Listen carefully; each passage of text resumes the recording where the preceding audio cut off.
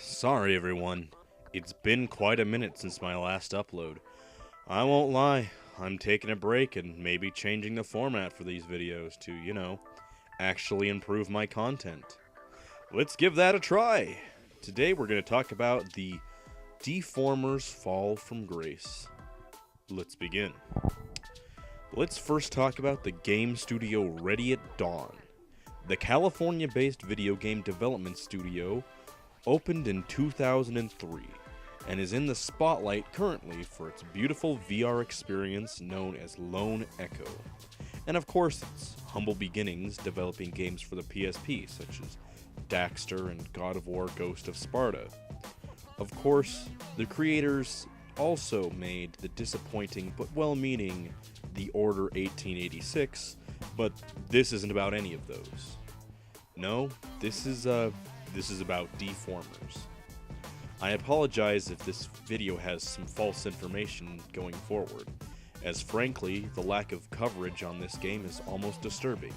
In fact, I was scrolling through Wikipedia and there was quite a few items of information that were wrong. So let's see how this goes. Anyway, let's start this off with an interview with founder and CEO Ru Wirashira back in June of 2016. He said the concept of Deformers came from a tech demo of the soft bodies physics engine the studio was putting together for the aforementioned Order 1886. And while that game was in development, a two-person team put together a prototype game of one blob versus another blob using different forms and abilities. And that's sculpted for the games we're talking about today.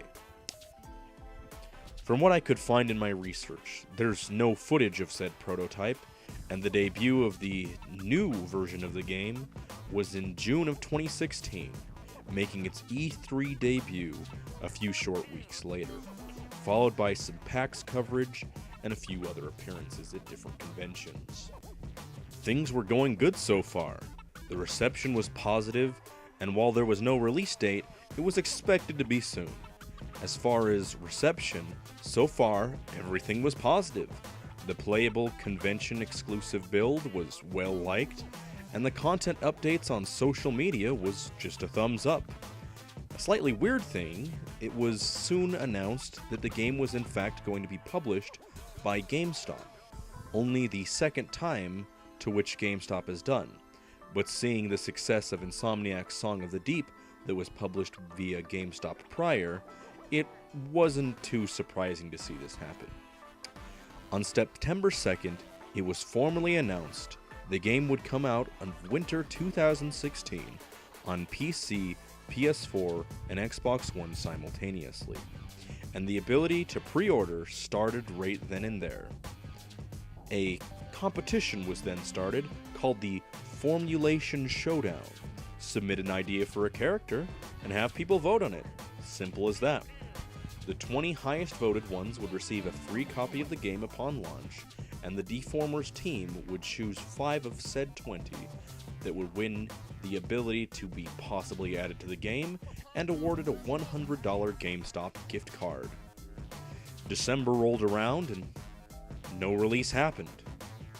As on December 14th, it was announced that the game had a hard release date now of February 14th, 2017, both physically and digitally. But as that date neared, on February 3rd, less than 2 weeks from launch, the release would be pushed back due to technical issues. But a Steam open beta was announced, so morale was not hindered too badly. And with the beta dropping on March 28th, faith was restored as the charm of the game won many back over. But it seemed every week after this, release was pushed back a week, then another, and another, until it was finally announced April 21st would be the day. April 21st hit, and finally, nobody cared. As to be expected with a game centered around multiplayer online battles, there was a couple bugs, but patches quickly fixed that. Whether it was the $30 price tag, however, or maybe the mandatory online play without offline local, the game launch was a sad wet fart, to be frank, and a quick check on Steam charts shows just how bad it was. On launch month, the most online players at the same time maxed out at 77, and the next month dropped to 12. What a complete disaster. 1 month and a mere 12 players maximum on an online-only multiplayer game? Something just had to be done. And in June, in an effort to smooth things over and turn things around, Deformers pressed a game-changing update, Deformers Reform, adding tutorials, crossplay, and most importantly, offline play, with no Xbox Gold or PS4 now needed to play.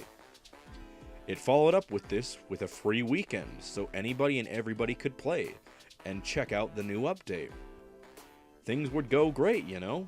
This would bring in as many people as they didn't really bring in any people. It was just sad. To be fair, it pulled in more players than launch by a whopping 13 at maximum, topping at 90 players online at the same time. Things were getting bleak. As the next month, things dropped, and at that point on Steam, at least according to Steam charts, there would never even be 10 people playing on the same time again. For the coming months, there was almost complete radio silence from the Deformers team, while Ready at Dawn was busy with the launch of Lone Echo. The almost abandoned Deformers trudged on, and finally, an update message was posted, a server closure notice, for European and Western audiences at least. Only 1 year after launch, the shutdown began to commence, and in August, it was done. To be fair, the team made it up to the small player base. Everything in the game was now free upon the closure announcement, and that same day, the ability to purchase the game was disabled, and physical copies were pulled. However, if you had purchased it before the announcement, and if you can manage to find a physical copy, offline play is more than possible now, and like I said, all the items are free. Honestly, this is just a huge disappointment in every way of the word. But I understand it. I bought this at launch, I have the collector's edition, I maybe played it once, at least, until this week, when I learned of its fate, so I dusted off my copy and have been playing it myself. It's really fun, especially as a party game, because these consoles don't seem to have nearly as many. My hope is to make it so this game is not forgotten, and whether it was that steep $30 price tag, and the lack of players maybe, all I know is Deformers currently is suffering a fate worse than death. Absolute obscurity. So if you can find a copy of this game, give it a shot. Good luck finding it in a few years. In its current state, it's just really fun. And considering how bad it did financially, you're not going to be able to play this in a few years, like I said. If you are somehow watching this, thanks, Deformers team. I'm sorry I let you down, and I hope Lone Echo brings you financial spoils. Sorry Deformers took a bad turn. Anyway, that was long-winded. Definitely my longest video so far. I'm trying to maybe push this sort of format going forward. I'm working on other projects at the moment, and I'm hoping to maybe go quality over quantity. Anyway, thanks for watching. Thanks for the support. And if you have a suggestion, let me know. Sorry again for the radio silence.